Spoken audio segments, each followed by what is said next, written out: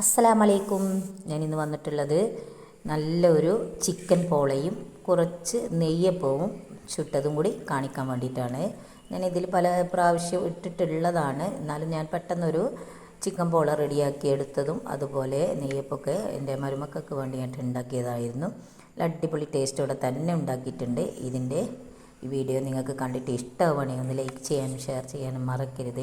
ഇതുവരെ എൻ്റെ വീഡിയോക്ക് തന്ന സപ്പോർട്ടിന് ഒരുപാട് താങ്ക്സ്. വളരെ പെട്ടെന്ന് 20 മിനിറ്റ് കൊണ്ട് നമുക്ക് പെട്ടെന്ന് തന്നെ അടിപൊളി ടേസ്റ്റിലെ ഒരു ചിക്കൻ പോള റെഡിയാക്കി എടുക്കാൻ പറ്റും. വളരെ സിമ്പിളായിട്ട് ചെയ്തെടുക്കാൻ പറ്റും കേട്ടോ. അപ്പോൾ നിങ്ങളെല്ലാവരും ഇതേപോലെ ഒന്ന് ഉണ്ടാക്കി നോക്കൊണ്ട് അടിപൊളി ടേസ്റ്റ് ആയിരിക്കും.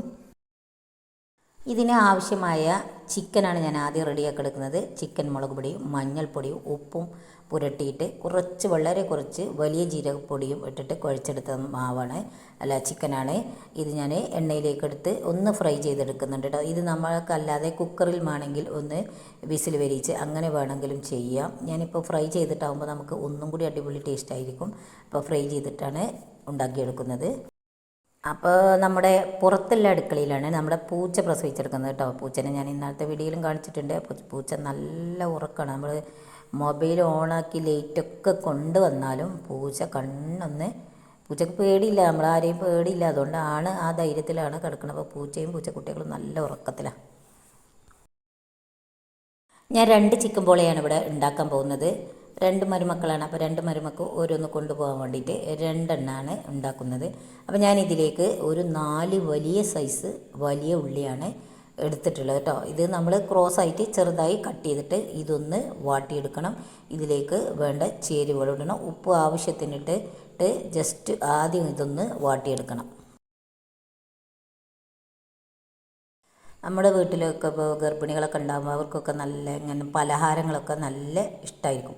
അപ്പോൾ ഞാനിതിലേക്ക് ഒരു ക്യാപ്സിക്കത്തിൻ്റെ പകുതിയും മല്ലിച്ചപ്പ്, പച്ചമുളക്, ഇഞ്ചി, വെളുത്തുള്ളി, കറിവേപ്പില ഇത്രയും ചേരുവകൾ ചെറുതായി കട്ട് ചെയ്തിട്ടാണ് ഞാൻ ഫുൾ ഡീറ്റെയിൽസ് ആയിട്ട് ഓരോന്നും സെപ്പറേറ്റ് പറയുന്നില്ല. കാരണം വീഡിയോ അങ്ങോട്ട് വലുതായി പോവും.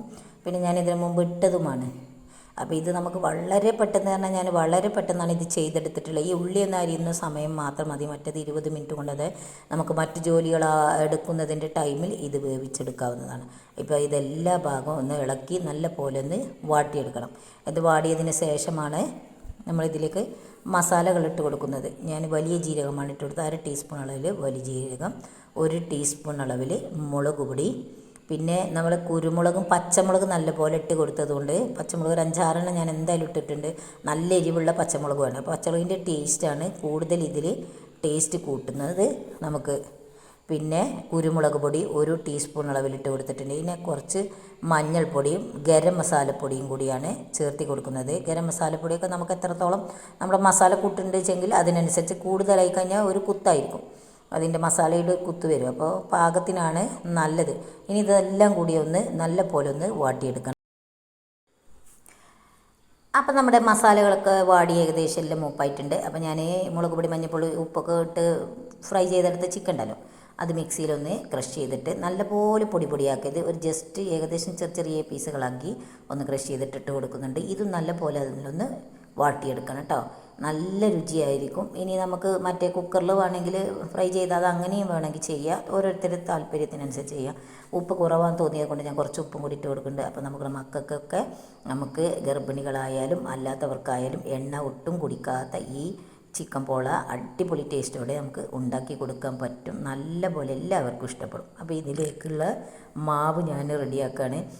ആദ്യമൊക്കെ ചപ്പാത്തി പരത്തിയിട്ടും അതേപോലെ മൈദ മാവ് പരത്തിയിട്ടൊക്കെയാണ് ഈ ചിക്കൻ പോളയിൽ റെഡിയാക്കിയിരുന്നത്. ഇപ്പോൾ നമുക്ക് പല രീതിയിലും ഉണ്ടാക്കിയെടുക്കാൻ പറ്റും. അപ്പോൾ ഞാനൊരു കപ്പ് മൈദ മാവ് ഇട്ട് കൊടുത്ത് അതിലേക്ക് ഒരു 3 മുട്ട പൊട്ടിച്ചിട്ട് കൊടുക്കുന്നുണ്ട്. നിങ്ങൾ എത്രത്തോളം, ഞാനിപ്പോൾ 2 എണ്ണം നല്ല കട്ടിയില്ലാതെ ഒരു മീഡിയം സൈസ് കട്ടിയിലാണ് ഞാനിത് ഉണ്ടാക്കിയെടുക്കുന്നത്. അപ്പോൾ ഇതിന് വേണ്ടിയിട്ട് ഞാൻ ഉപയോഗിക്കുന്നത് 250 മൈദ മാവ് ഉണ്ടാവും, 200-250 ഉണ്ടാവും. അതുപോലെ ഒരു 3 മുട്ടയും കൂടി പൊട്ടിച്ചെടുത്തിട്ട് കുറച്ച് വെള്ളം ഉപ്പും ആവശ്യത്തിനിട്ടിട്ട് ഇതൊന്ന് മിക്സിയിൽ നല്ല പോലെ കട്ട് ചെയ്യുന്നില്ലാതെ അടിച്ചെടുക്കണം. നല്ല പോലെ അടിച്ചെടുക്കണം.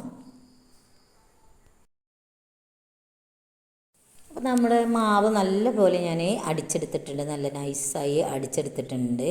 ഇനി ഇതിലേക്ക് പിന്നെ വേറൊന്നും ചേർത്തണ്ടില്ല. ഞാൻ വാട്ടി വെച്ച എല്ലാ ചേരുവകളുണ്ടല്ലോ ഇതിട്ടിട്ട് നല്ല പോലെ ഒന്ന് ഇളക്കി യോജിപ്പിച്ച് എത്രയേ ഉള്ളൂ നമ്മുടെ ചിക്കൻ പോള ഇവിടെ റെഡിയാക്കാനുള്ള എല്ലാ സെറ്റപ്പും ഇതിൽ ഇത്രയും മതി. വളരെ പെട്ടെന്ന് നമുക്ക് അടിപൊളി ടേസ്റ്റ് തന്നെ കേട്ടോ ഇത് ഉണ്ടാക്കിയെടുത്താൽ നല്ല രുചികരമായി നമുക്ക് എണ്ണ ഒട്ടും കുടിക്കാത്ത ചിക്കൻ പോള കഴിക്കാൻ പറ്റും.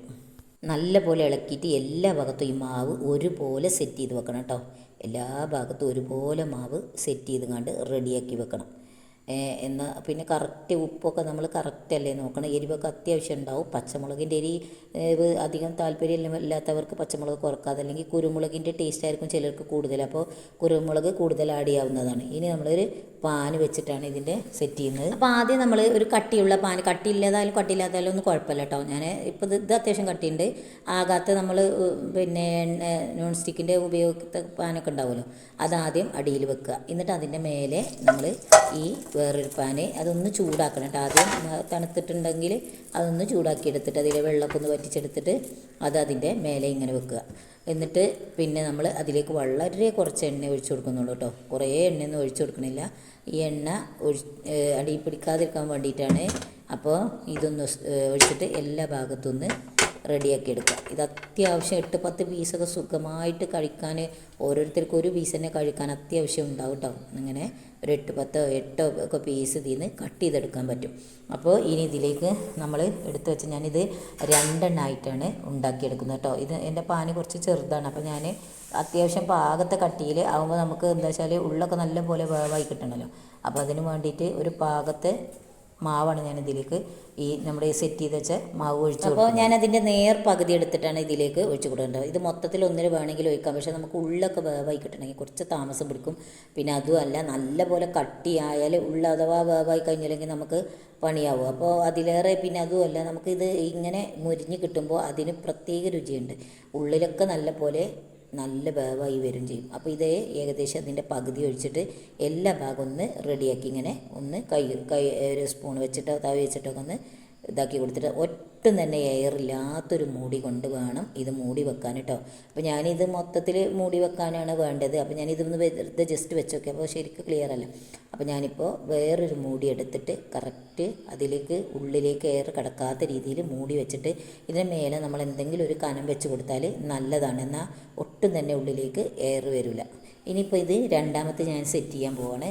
വേറൊരു പാൻ വെച്ചിട്ട് അതിൻ്റെ മേലെ ഒരു പാൻ കൂടി. ഇതിൻ്റെ പാൻ അടിയത്തെ കട്ടിയൊന്നുമില്ല കേട്ടോ. ഇത് നമ്മൾ ഫ്ലെയിം വളരെ കുറച്ച് സിമ്മിലിട്ടിട്ടാണ് ഇത് വേവിച്ചെടുക്കുന്നത് കേട്ടോ. 20 മിനിറ്റ് ഇത് വേവിച്ചെടുക്കാനുള്ള സമയം വേണ്ട. അല്ലെങ്കിൽ 15 മിനിറ്റ്, നമുക്ക് 15 മിനിറ്റ് കഴിയുമ്പോൾ ജസ്റ്റ് ഒന്ന് തുറന്ന് നോക്കാം. അപ്പോൾ എല്ലാ ഭാഗവും നമുക്ക് തൊട്ട് നോക്കിയാൽ ഒട്ടൂല, മാവൊക്കെ ശരിക്കും സെറ്റായിക്കണമെന്ന് അറിയാൻ പറ്റും. അപ്പോൾ ബാക്കിയുള്ള പകുതി ഞാൻ വേറൊരു പാനിലേക്കും കൂടി ഒഴിച്ച് അതും കൂടി സെറ്റാക്കി വെക്കുന്നുണ്ട്. എന്നിട്ട് ഈ 15 മിനിറ്റ് ആകുമ്പോൾ നമ്മൾ മൂടി ഒന്ന് തുറന്ന് നോക്കിയാൽ നമുക്ക് അറിയാൻ പറ്റും ഇത് സെറ്റായിട്ടുണ്ടോ, ഉള്ളിൽ വേവായിട്ടുണ്ടോ. ഒരു കോലെന്തെങ്കിലും വെച്ചിട്ട് പപ്പടക്കോലെന്തെങ്കിലുമൊക്കെ വെച്ചിട്ട് നമ്മളൊന്ന് കുത്തി കൊടുക്കുക, അതല്ലെങ്കിൽ കൈ കൊണ്ട് തന്നെ മെല്ലെ തൊട്ട് നോക്കിയാൽ തന്നെ നമുക്ക് അറിയാൻ പറ്റും. ഇത് ഞാൻ ഇങ്ങനെ ഒഴിച്ചിട്ട് നല്ലപോലെ എയറൊന്നുമില്ലാതെ മൂടി വെക്കുന്നുണ്ട്. 15 മിനിറ്റിന് ശേഷം ഞാനിത് തുറന്നപ്പോൾ ഏകദേശം നമുക്കിത് റെഡി ആയിട്ടുണ്ട്. എല്ലാ ഭാഗം ആയിട്ടുണ്ട്. ഞാൻ തിരിച്ചിട്ട് കൊടുത്തിട്ടുണ്ട്. ഇനി ഇത് തിരിച്ചിട്ടിട്ട് ഈ അപ്പോഴും ഒരു 10 മിനിറ്റൊക്കെ വെച്ചാൽ മതിയാവും. എന്നാൽ തന്നെ വേവായി കിട്ടും ആ സിമ്മിൽ. അതിലേറെ ഒന്നും വെച്ച് കൊടുക്കണ്ട. എന്നിട്ടൊരു 10 മിനിറ്റ് ആയതിന് ശേഷം നമ്മളിത് ഒന്ന് എടുത്തു നോക്കിയാൽ മതി. അപ്പോൾ അതും സെറ്റായിട്ടുണ്ടാവും. അങ്ങനെ 2 ചിക്കൻ പോള ഞാൻ ഇപ്പോൾ ഒരേ മാവ് വെച്ചിട്ട് റെഡിയാക്കി എടുത്തിട്ടുണ്ട്. ഇതായപ്പോഴത്തേക്ക് നമുക്ക് മറ്റതും മറിച്ചിട്ട് കൊടുത്തിട്ടുണ്ട്.